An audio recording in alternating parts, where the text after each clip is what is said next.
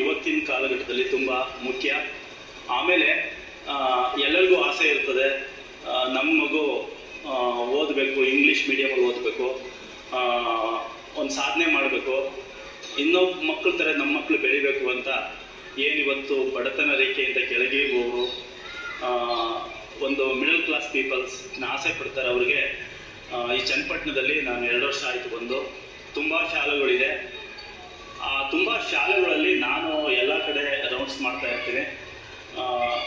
ತುಂಬ ಕಡಿಮೆ ಖರ್ಚಿನಲ್ಲಿ ತಂದೆ ತಾಯಿಗೆ, ಪೋಷಕರಿಗೆ ಹೊರೆಯಾಗದಾಗೆ ಒಳ್ಳೆ ಶಿಕ್ಷಣವನ್ನು, ಒಳ್ಳೆ ಕಲ್ಚರನ್ನು, ಒಳ್ಳೆ ಕರಿಕ್ಯುಲಮನ್ನು, ಆಟಿಟ್ಯೂಡ್ಸನ್ನು ಮಕ್ಕಳಿಗೆ, ಪ್ರತಿಭೆಗಳನ್ನು ಹೊರತರೋದಕ್ಕೆ ಪ್ರಯತ್ನ ಪಡ್ತಿರೋ ಶಾಲೆಯಲ್ಲಿ ನನಗೇನಾದರೂ ಅನಿಸಿದರೆ ಇದು ಎಕ್ಸ್ಟ್ರಾ ಶಾಲೆ ಅನ್ಸುತ್ತೆ.